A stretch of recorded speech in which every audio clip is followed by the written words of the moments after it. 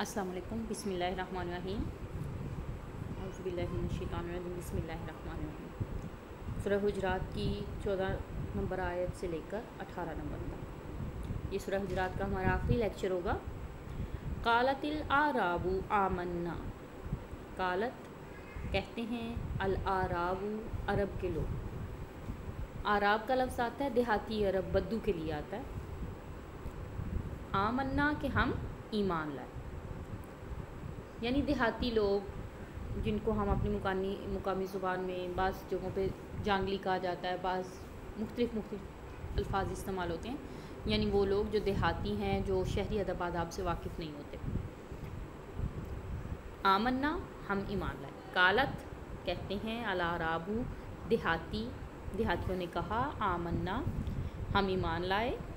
قل کہہ دیجئے، نبی کریم صلی اللہ علیہ وسلم کو کہا گیا کہہ دیجئے، لم ہرگز نہیں، تؤمنو تم ایمان نہیں لائے، نہیں تم ایمان نہیں لائے، ولیکن بلکہ یا لیکن، قولو کہو، اسلمنا ہم اسلام لائے۔ یعنی ان کی غلطی کی تصحیح کی گئی کہ جو دیہاتی لوگ ہیں وہ آپ کو کہتے ہیں کہ ہم ایمان لائے، تو ان کو کہہ دیجئے کہ بلکہ کہو کہ تم ایمان نہیں لائے، بلکہ کہو کہ ہم اسلام لائے۔ ولما اور ابھی نہیں، یدخل داخل ہوا، الایمان ایمان، فی میں، قلوبکم قلوب دل، کم تمہارے، ابھی ایمان تمہارے دلوں میں داخل نہیں ہوا۔ وَإِن اور اگر، تُطِیعُوا تم فرما برداری کرو، یطیعوا اطاعت کرنا، فرما برداری کرنا، ان تطیعوا اللہ اگر تم اللہ کی فرما برداری کرو، ورسولہ اور اس کے رسول کی فرما برداری کرو، لا یلتکم نہیں کمی کرے گا، نہیں ضائع کرے گا، کم تمہارے، من اعمالکم لا یلتکم وہ کم نہیں کرے گا، کم تمہارے لیے، من اعمالکم تمہارے اعمال میں سے کچھ کمی نہیں کرے،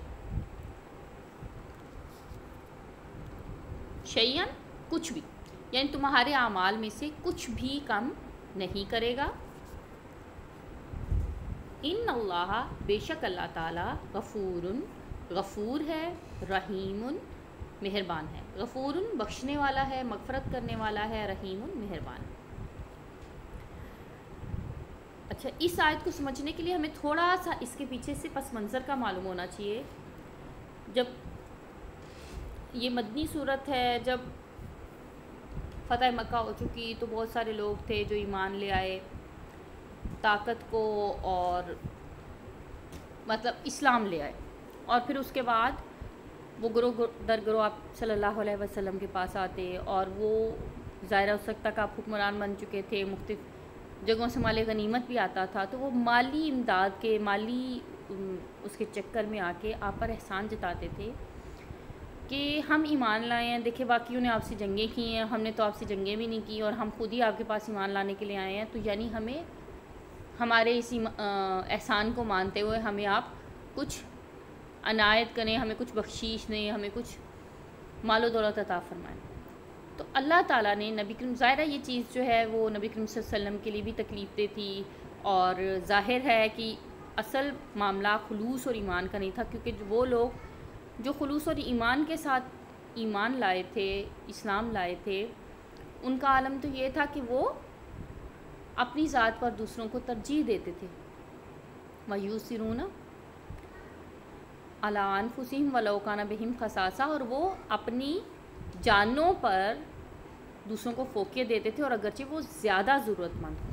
تو ان کا عالم تو یہ تھا۔ لیکن یہ جو لوگ بعد میں ایمان لائے، چونکہ اسلام اس وقت تک غلبہ پا چکا تھا، تو آپ بہت اچھی طرح سے جانتے ہیں کہ جب کوئی چیز طاقت میں ہوتی ہے تو اس کو ماننے والے بے شمار ہوتے ہیں۔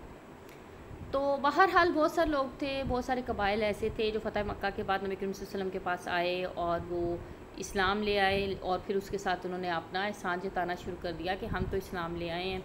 اور ہم نے تو کوئی جنگیں وغیرہ بھی نہیں آپ سے کی، ہم تو اپنی مرضی سے آئے ہیں، مطلب ان کا یہ تھا، مقصد ان کا یہ تھا کہ ہمیں مال غنیمت وغیرہ میں سے زیادہ حصہ دیا جائے، ہمیں عطا کیا جائے۔ تو اس کے جواب میں اللہ تعالیٰ نے ان کی تصحیح کی کہ یہ نہ کہو کہ ہم ایمان لے آئے،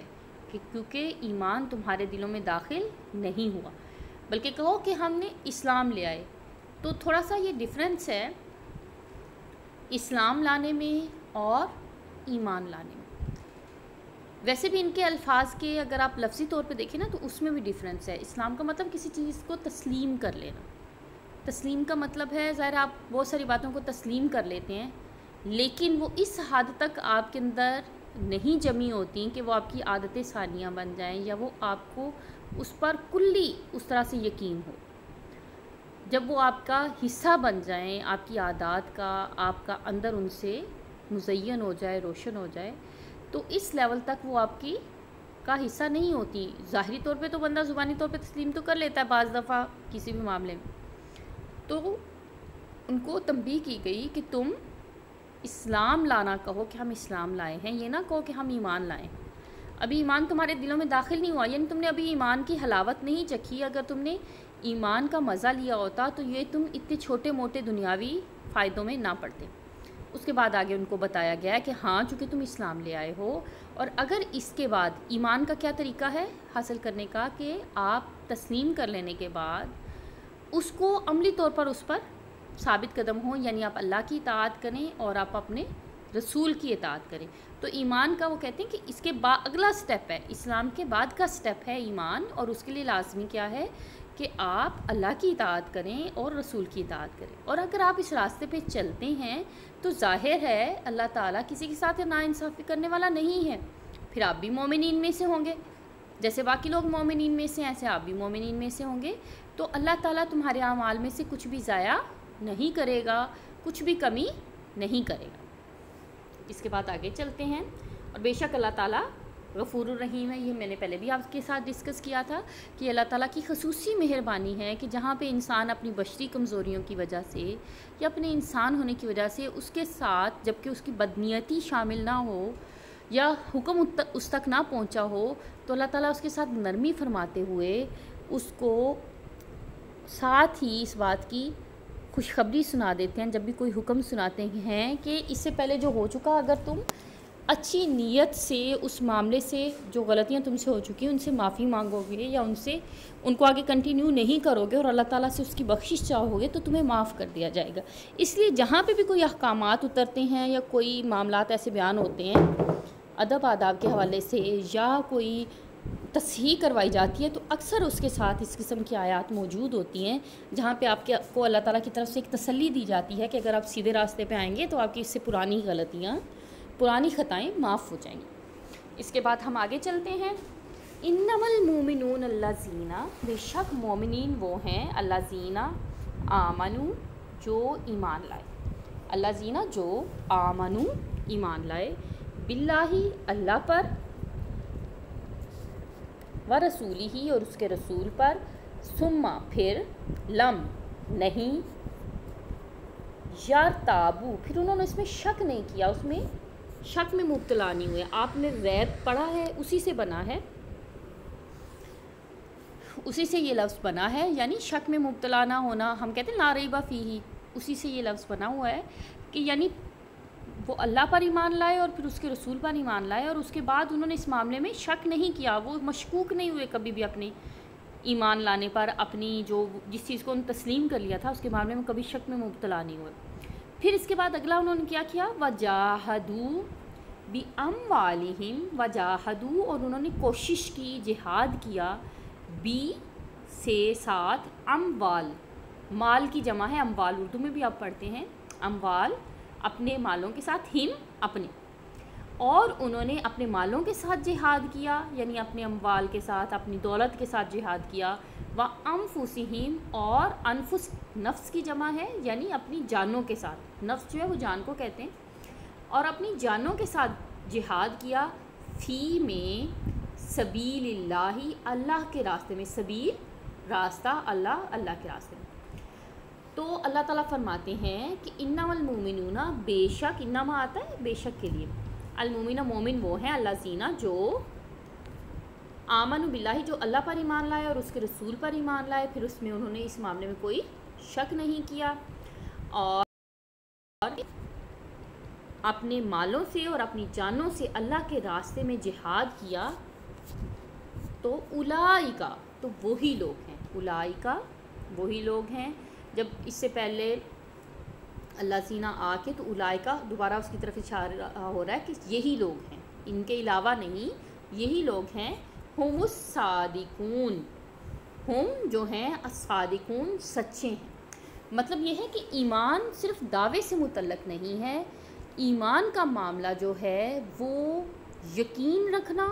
اور اس یقین کے مطابق عمل کرنا اپنی مال کے ساتھ اور اپنی جان کے ساتھ، پھر آپ ایمان کے درجے پر پہنچ سکتے ہیں اور پھر آپ کا ایمان لانے کا دعویٰ سچ ہو سکتا ہے۔ تو بس وہی لوگ سچے ہیں، ہم وہی الصادقون، صادق آپ نے پڑھا ہوا ہے، صادق کا مطلب ہوتا ہے سچا، صادقون صادق کی جمع ہے، تو وہی لوگ ہیں جو سچے ہیں۔ قل کہہ دیجئے، جہاں پہ بھی قل آتا ہے تو یہاں پہ مراد اس سے یہ ہوتا ہے کہ نبی کریم صلی اللہ علیہ وسلم سے مخاطب ہو کے کہا جا رہا ہے کہ آپ کہہ دیجئے۔ آ آتا ہے کیا کے لیے، آ یا حل کیا کے لیے آتے ہیں، تعلمون، علمہ یعلم تعلیم آپ بولتے ہیں، مطلب سکھانا، اتعلمون، اتعلمون اللہ،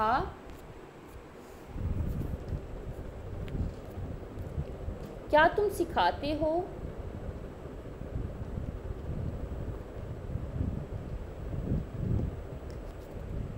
اتعلمون اللہ کیا تم سکھاتے ہو، بدینکم اپنے دین کے متعلق، یعنی کیا تم اپنے رب کو اپنے دین کے متعلق بتاتے ہو، اپنے دین کے متعلق سکھاتے ہو۔ واللہ اور اللہ تعالیٰ، یعلم جانتا ہے، ما جو، فی میں، السماواتی جو کچھ ہے، السماواتی میں، فی میں، السماواتی آسمانوں میں ہے جو، وما فی الارض اور جو کچھ زمینوں میں ہے۔ واللہ اور اللہ تعالیٰ، بکل شیء علیم ہر چیز کا جاننے والا ہے۔ تو ان آیات میں اللہ تعالیٰ نے یہ آگے سے فرمایا ہے کہ کیا تم اللہ تعالیٰ کو بتاتے ہو کہ تمہارے دین کا کیا درجہ ہے یا تمہارے ایمان کا کیا درجہ ہے، کیا تم اپنے دین کے متعلق اللہ تعالیٰ کو سکھاتے ہو؟ تو اللہ تعالیٰ کو بتانے کی ضرورت نہیں ہے، کیونکہ اللہ تعالیٰ زمینوں اور آسمانوں اور جو کچھ ان میں ہے ان سے واقف ہے، اور بے شک اللہ تعالیٰ ہر چیز کے متعلق علم رکھنے والا ہے، جاننے والا ہے۔ اس کے بعد اگلی آیت ہے یمنون علیکا، یہ پھر نبی کریم صلی اللہ علیہ وسلم سے مخاطب ہو کے کہا گیا ہے، یمنون وہ احسان جتاتے ہیں، مننا یمن کا مطلب ہے احسان جتانا، یمنون وہ جتاتے ہیں احسان علیکا آپ پر، ان اسلموا کہ وہ مسلمان ہوئے، قل کہہ دیجئے، لا تمنو نہ احسان جتاؤ، علیہ، اللہ کا ہوتا ہے تو پر، علیہ جب آتا ہے تو دوسرا یہ آتا ہے میرے، یعنی نبی کریم صلی اللہ علیہ وسلم کو یہ کہا گیا کہ ان کو کہہ دو کہ میرے پہ احسان نہ جتاؤ، تم اگر اسلام لائے ہو تو میرے پہ احسان نہ جتاؤ، یہ تمہارا مجھ پہ احسان نہیں ہے، علیہ مجھ پر، اسلامکم اپنے اسلام کا احسان مجھ پر نہ جتاؤ، بل اللہ لیکن بلکہ اللہ تعالیٰ نے، بل اللہ بلکہ اللہ تعالیٰ نے، یمنو احسان کیا ہے، علیکم تم پر، ان ہداکم ان کے، ہدا ہدایت دی، کم تمہیں، بلکہ اللہ نے تم پر احسان کیا ہے کہ تمہیں ہدایت دی ہے، یعنی نبی کریم صلی اللہ علیہ وسلم کو کہا جا رہا ہے کہ اس معاملے میں آپ مروت سے کام نہ لیں، بلکہ ان کو کلیئر کہہ دیں کہ اپنے اسلام کا احسان مجھ پہ نہ جتاؤ، بلکہ اللہ نے تم پر احسان کیا ہے، کہ تمہارا کوئی احسان نہیں کہ تم اسلام لے آئے ہو، بلکہ یہ اللہ تعالیٰ کا احسان ہے کہ تمہیں ہدایت کی طرف اس نے بلایا ہے، کیونکہ ہر شخص کو ہدایت بھی نہیں ملتی، تو یہ اللہ تعالیٰ کا تم پر احسان ہے کہ اس نے تمہیں ہدایت دی ہے، للایمان ایمان کی طرف، ان کنتم صادقین اگر تم سچے ہو، یعنی اگر تم اپنے دعوے میں سچے ہو تو پھر تمہیں اس بات کو سمجھنا چاہیے، ایمان کے دعوے میں سچے ہو تو پھر تمہیں سمجھنا چاہیے کہ ایکچولی تو تم پر احسان ہوا ہے کہ تمہیں گمراہی سے نکال کر اللہ تعالیٰ نے ہدایت کی طرف لے آیا ہے، تو یہ اللہ تعالیٰ کا تم پر احسان ہے، نہ کہ یہ کہ تم نبی پر جا کر احسان جتاؤ۔ ان اللہ، ان بے شک، اللہ بے شک اللہ تعالیٰ، یعلم جانتا ہے، غیب السماواتی، غیب غائب کے معنی میں آتا ہے، یعنی جو چیزیں غائب ہیں، پوشیدہ ہیں، نظر نہیں آتی آپ کو، نظر سے غائب ہیں۔ غیب السماواتی، آسمانوں کی پوشیدہ چیزوں کو جانتا ہے،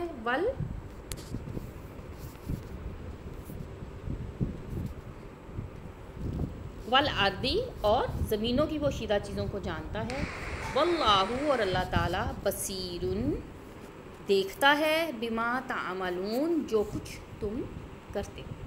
یعنی اس کے بارے میں فرمایا، یہ اللہ تعالیٰ نے پھر آگے یہ ارشاد فرمایا ہے کہ بے شک اللہ تعالیٰ، یعنی اگر تم سچے ہو تو پچھلی والی بات سے اس کو کنٹینیو کیا گیا کہ اگر تم سچے ہو تو بے شک یہ جو ہدایت تمہیں ایمان کی طرف ملی ہے یہ اللہ کا تم پر احسان ہے، اور بے شک اللہ تعالیٰ کو تم اپنے کسی بھی طریقے سے، مفہوم اس کا یہ بنتا ہے کہ دھوکہ نہیں دے سکتے، کیونکہ وہ آسمانوں اور زمینوں کی پوشیدہ چیزوں سے واقف ہے، وہ تمہارے دلوں کے حال سے واقف ہے،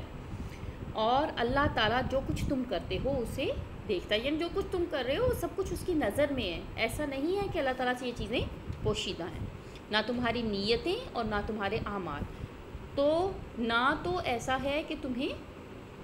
تمہارے اعمال ضائع کیے جائیں گے، اور نہ ہی ایسا ہے کہ تم اپنے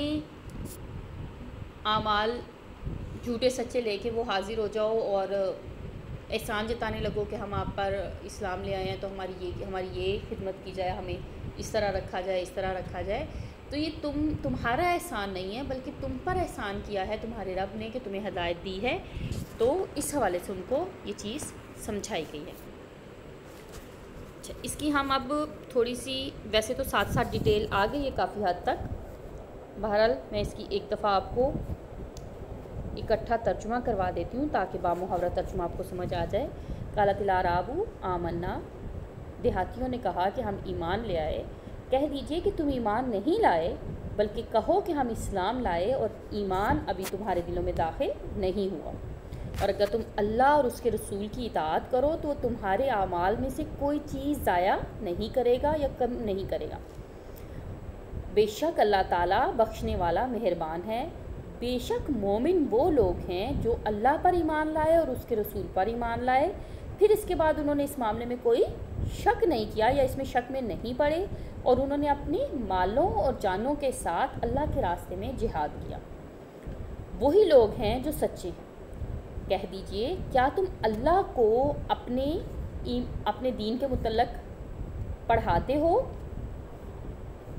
اور اللہ تعالیٰ جانتا، یا بتاتے ہو، کیا تم جتلاتے ہو یا تم بتاتے ہو؟ تو اللہ تعالیٰ جو ہے جو کچھ آسمانوں میں اور زمینوں میں ہے ان کو جاننے والا ہے، اور اللہ تعالیٰ ہر چیز کو جاننے والا ہے۔ اس کے بعد جو اگلی آیت ہے اس میں پھر نبی کریم صلی اللہ علیہ وسلم سے مخاطب ہو کے کہا گیا ہے کہ وہ تم پر احسان، یعنی آپ پر صلی اللہ علیہ وسلم پر احسان جتاتے ہیں کہ وہ اسلام لے آئے ہیں، تو ان کو کہہ دیجئے کہ تم مجھ پر اپنے اسلام کا احسان نہ جتاؤ، بلکہ اللہ تعالیٰ نے تم پر احسان کیا ہے کہ تمہیں ایمان کی طرف ہدایت دی ہے، اگر تم واقعی سچے ہو۔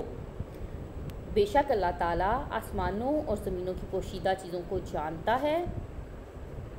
اور اللہ تعالیٰ وہ دیکھتا ہے جو تم اعمال کرتے ہو۔ تو یہ چونکہ ہم اس میں پہلے بھی ڈسکس کر چکے ہیں کہ سورہ حجرات بیسیکلی آپ کو ادب آداب سکھانے والی صورت ہے، جس میں مسلمانوں کو، جو نئے آنے والے لوگ تھے ان کو آداب سکھائے گئے ہیں کہ آپ کو کیا کچھ کرنا ہے اور کیا نہیں کرنا۔ اس کے بعد اس میں ہمیں جو چیز ایک اور وضاحت ملتی ہے کہ ایمان کے کیا کیا تقاضے ہیں۔ تو ان آیات میں یہ بتلایا گیا کہ ایمان کا اصل جو چیز ہے، اس میں اصل اس کی بنیاد کیا ہے، وہ دل سے تصدیق کرنا ہے، دل میں ایمان کا جانگزی ہو جانا ہے۔ اس کے بغیر صرف زبان سے اگر آپ دعویٰ کرتے ہیں ایمان کا تو یہ درست نہیں ہے، کیونکہ آخرت کی کامیابی اور اعمال کی قبولیت کا دار و مدار ایمان اور دل کی تصدیق کے ساتھ اور اللہ اور رسول کی اطاعت کے ساتھ مخصوص ہے۔ اور اس آیت کے حوالے سے امام بغوی یہ بھی بتاتے ہیں کہ قبیلہ بنو اسد کے چند آدمی مدینہ طیبہ میں صلی اللہ علیہ وسلم کی خدمت میں حاضر ہوئے۔ زمانہ جو ہے یہ قحط کا زمانہ تھا، تو یہ لوگ دل سے تو مومن نہیں تھے، لیکن وہ صرف جو چاہ رہے تھے کہ ان کی مدد کی جائے، اس لیے انہوں نے زبان سے اسلام کا اظہار بھی کیا، اور اس کے بدلے میں انہوں نے آپ سے ڈیمانڈز بھی کی اور احسان جتایا کہ سارے باقی لوگ جو ہیں وہ تو آپ سے جنگیں کر کے جبکہ ہم تو بغیر کسی جنگ کے، بغیر آپ کوئی نقصان پہنچائے ہم آپ کے پاس آئے ہیں اسلام لانے کے لیے، تو آپ ہماری قدر کریں۔ تو یہ چیز جو ہے یہ نبی کریم صلی اللہ علیہ وسلم کے لیے ظاہر ہے یہ ایک طرح سے گستاخی تھی، گستاخی تو نہیں اس کو کہنا چاہیے، مطلب ان کو اندازہ نہیں تھا، یہ ادب کے خلاف تھی۔ گستاخی لفظ زیادہ سخت ہو جائے گا کہ یہ چیز ادب کے خلاف ہے کہ آپ ایک چیز میں فائدہ بھی آپ کا، اور آپ اگلے بندے کو جا کے کہیں کہ یہ ہم نے یہ کام کر دیا ہے تو یہ تو ہمارا کمال ہے، ہم نے تو آپ پہ بہت بڑا احسان کر دیا، تو آپ کو ہماری قدر کرنی چاہیے، آپ ہماری قدر نہیں کر رہے، آپ ہمارے مطالبات پورے نہیں کر رہے، تو یہ چیز ادب کے خلاف ہے۔ تو نبی کریم صلی اللہ علیہ وسلم نے چونکہ نبی کے معاملات جو ہیں وہ فوری وحی کے ساتھ اسی وقت حل ہوتے جاتے ہوتے ہیں، انبیاء بہت ساری باتیں جو ہیں ان کا دفاع انبیاء خود نہیں کرتے بلکہ اللہ کی طرف سے ان کا دفاع کیا جاتا ہے۔ ظاہر ہے نبی اپنا سارا کچھ تن من دھن اللہ کی راہ میں لگائے ہوتے ہیں، تو ان کا دفاع بھی 7 آسمانوں کے اوپر سے ہی ہوتا ہے، تو نبی کریم صلی اللہ علیہ وسلم کو اس کے جواب میں کچھ کہنے کی ضرورت پیش نہیں آئی، بلکہ وحی نازل ہو گئی اور ہمیشہ کے لیے ادب آداب کا معیار مقرر ہو گیا کہ نبی کے معاملے میں کس حد تک احتیاط کرنی چاہیے، اور ایمان اور اسلام میں کیا فرق ہے، اور اسلام سے ایمان تک پہنچنے کا راستہ کیا ہے۔ تو یہ چیزیں ہیں، ان کو اگر آپ سورۃ الحجرات کو 2-3 حصوں میں تقسیم کر لیں تو آپ کو زیادہ آسانی ہو جائے گی۔ اس میں سے پہلا حصہ جو ہے وہ نبوی آداب پہ ہے کہ نبی کریم صلی اللہ علیہ وسلم کے سامنے جب آپ حاضر ہیں تو آپ بات چیت میں اپنا لہجہ کیسا رکھیں گے، آپ ان کے سامنے کیا آپ کا گفتگو کا طریقہ کیا ہوگا، آپ ان سے سبقت لے، نہ تو آپ آواز اونچی کر کے ان پہ پریشر ڈالنے کی کوشش کریں گے، اور نہ آپ ان کو آوازیں لگائیں گے، نہ آپ بلا وجہ ان کی خلوت میں مخل ہوں گے، یعنی بلا وجہ ان کو ان کے گھر میں اگر وہ اپنے ذاتی معاملات میں مشغول ہیں تو آپ ان کو وہاں تنگ نہیں کریں گے بلکہ ان کے باہر آنے کا انتظار کریں گے۔ اور تیسری بات یہ ہے کہ وہ کسی بھی معاملے میں آپ ان کو سبقت نہیں ان سے لے جائیں گے، یعنی جو آپ نے مشورہ دیا وہ ان پہ تھوپنے کی کوشش نہیں کریں گے۔ پھر اس کے بعد یہ ہو گئی ہمارے نبوی آداب کی بات، پھر اس کے بعد کچھ معاشرتی آداب آئے ہیں۔ معاشرتی آداب اس حوالے سے کہ اگر آپ کے پاس کوئی خبر آ جاتی ہے تو اس کی تحقیق لازمی ہے، خاص طور پر کسی ایسے بندے کے بارے میں جس کے بارے میں آپ کو پتہ ہو کہ یہ جھوٹ بھی بول لیتا ہے، سچ بھی بولتا ہے، مطلب درمیانہ سا بندہ ہے، تو عام لوگوں کے متعلق، یعنی سوائے ان لوگوں کے جو بہت کنفرم سچے ہیں، ان کے علاوہ عام لوگوں کی تمام کی بات کی تصدیق کریں۔ ایسا نہ ہو کہ آپ غلط خبر پہنچنے پر غلط طریقے سے غلط لوگوں کو، مطلب وہ لوگ جو بدسلوکی کے یا آپ کی اس کے حقدار نہیں تھے، آپ ان کو کوئی نقصان پہنچا بیٹھیں اور پھر آپ نادم ہو جائیں۔ پھر اس کے بعد اگلے معاشرتی کچھ آداب بتائے گئے ہیں کہ ایک اچھے معاشرے کے لیے کیا ضروری ہے، کہ نہ تو آپ ایک دوسرے کو برے ناموں سے پکارو، نہ آپ ایک دوسرے کا مذاق اڑاؤ، اور نہ آپ غیبت کرو، نہ آپ ایک دوسرے کے بارے میں بدگمانیاں رکھو، کیونکہ آپ اچھی طرح سے جانتے ہیں کہ یہ تمام معاملات ایسے ہیں۔ نہ ایک دوسرے کی جاسوسی کرو، کہ جب کوئی بندہ کسی دوسرے کی ٹو میں لگ جاتا ہے تو عیوب سے پاک تو ہم انسانوں میں سے کوئی بھی نہیں ہے، تو یہ چیزیں اس بندے کے لیے بھی تکلیف دہ ہوتی ہیں، اور وہ جو بندہ ٹو میں لگا ہوتا ہے چونکہ وہ بری نیت سے کرتا ہے تو شیطان کو راستہ مل جاتا ہے، اور وہ ان چیزوں کے ذریعے معاشرے میں بےہودگی اور دشمنی اور بدگمانی ان چیزوں کو رواج دینے میں کامیاب ہو جاتا ہے۔ تو ان ساری چیزوں سے منع کیا گیا ہے کہ یہ اچھے کام نہیں ہیں۔ پھر اس کے بعد آخر میں پھر دوبارہ سے موضوع سخن آداب نبوی کے حوالے سے آ گیا ہے کہ اگر تمہیں نبی کریم صلی اللہ علیہ وسلم کے حوالے سے، ان کی ذات کے حوالے سے تمہیں دین اسلام کی نعمت نصیب ہو ہی گئی ہے، تو اس کا احسان نبی پہ نہ دھرو، بلکہ یہ اللہ تعالیٰ کا تم پر احسان ہے کہ اس نے تم لوگوں کو اسلام کے لیے یا ایمان کے لیے منتخب کر لیا، ورنہ ہدایت بھی ہر شخص کو نہیں ملتی۔ تو یہ تھا اس کا خلاصہ، آپ اس کو اچھی طرح سے دیکھ لیں۔ مجھے امید ہے کہ آپ کو اچھی طرح سے اس کی سمجھ آ گئی ہوگی، اور اگر آپ کو کوئی بات سمجھ نہیں آئی، کوئی لفظ، کوئی پیراگراف، کوئی مسئلہ، تو آپ مجھے واٹس ایپ میں میسج کر کے پوچھ سکتی ہے، میں کوشش کروں گی کہ میں اسے کلیئر کر دوں۔ اللہ حافظ، السلام علیکم۔